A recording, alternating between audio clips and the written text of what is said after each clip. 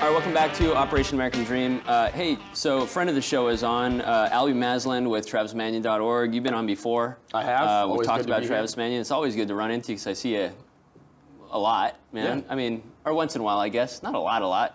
I get to see you not as from much as I would time to time. I give him a call. I say, hey, man, haven't talked to you for a while. I get worried sick about you, you know. It's so true. once in a while, we gotta get together and chat, man. So what's up, man? What's going on with Travis Manion Foundation, man? Give us an update on the. We've got a lot of fun things going on. You know, the Travis Manion Foundation works to empower veterans and families of the fallen to develop character in future generations. And with that in mind, we're running veteran transition workshops. We have one coming up on September 24th.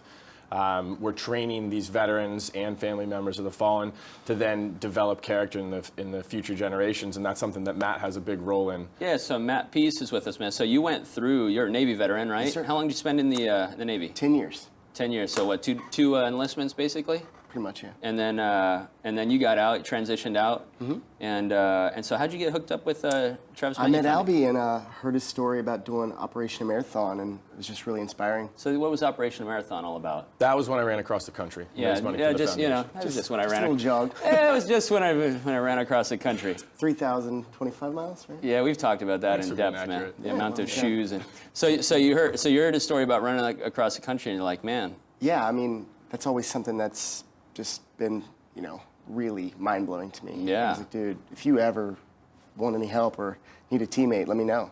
And he did. So how did that connection happen, man? So you ended up in the transition program. I did.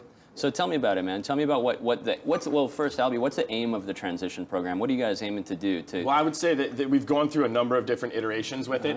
But really, the core of it has always been to provide the tools and resources that will allow veterans to leverage their strengths and their passions. We don't want to tell somebody, you know, this is a box I think you would fit well in. Or like, hey, you were a this in the Navy, Exactly. You should go be this. Yeah, we want them to say what they're passionate about and try and figure out, you know, the best course of action to allow them to pursue that. And then you guys try to find mentors. You try to find. Tell me your story, man. So you got it. What was your job in the Navy? I was a mechanic. Okay. And I didn't want to do that anymore. Sure. So Albie's like, well, what do you want to do?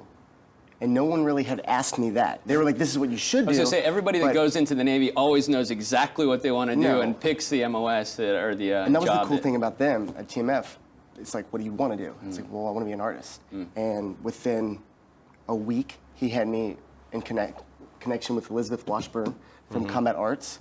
And we did the veteran murals. And it was just, from there on, it was like full-blown going into the art field.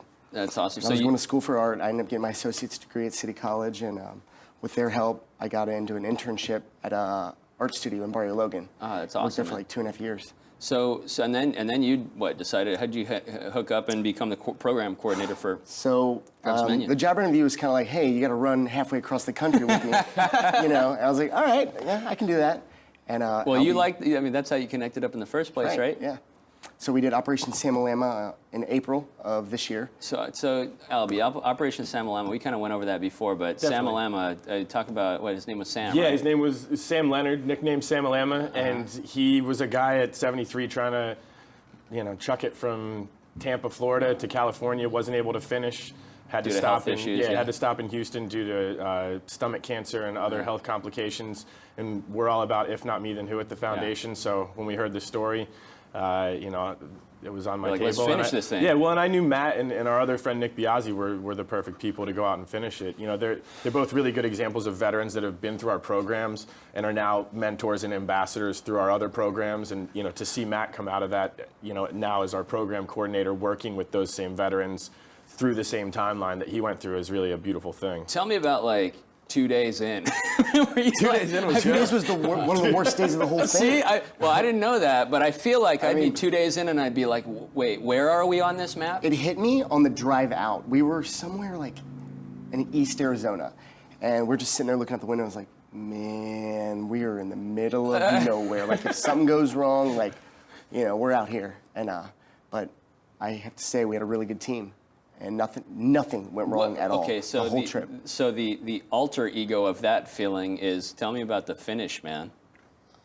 So overwhelming. Yeah, I bet. So I was in the Navy. I was on an aircraft carrier. Yeah. And we finished on the USS Midway. Yeah. And, you know, we ran up on the flight deck, and I worked on the flight deck in the Navy. And it was just like, Dang, dude. Which carrier were you on, man? I was on the Nimitz Oh, and cool. the Boxer. Oh, cool.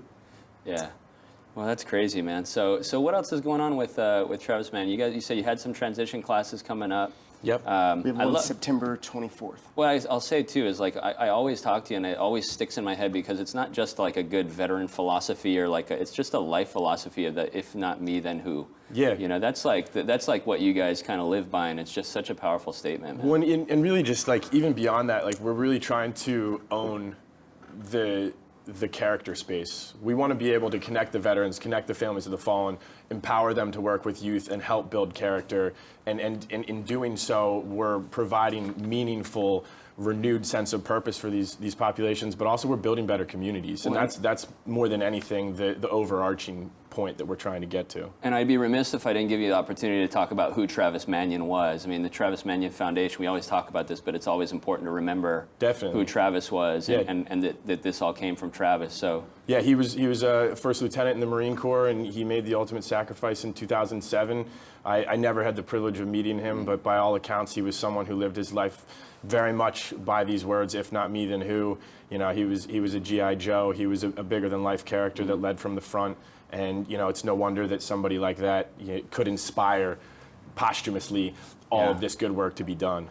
I was going to say he's inspired some amazing stuff in the community. Definitely. And Matt, what's working with Travis Manion Foundation done for you, man? It's great because, you know, I've been helped. Yeah. So now I get the chance to help others. And it's neat to reflect back on and think like where I was 3 years ago, meeting him, and now I'll have a conversation with somebody. And thinking back on it, like this was me sitting there talking to Albie, and now I'm talking to this person. It's just very fulfilling. It's a very San Diego veteran community thing, though, too, man. Like, I think when you get out, don't you feel like maybe near getting out, you're kind of like, yeah, I'm out, I'm going to go do my thing. And then it kind of just sucks you back in.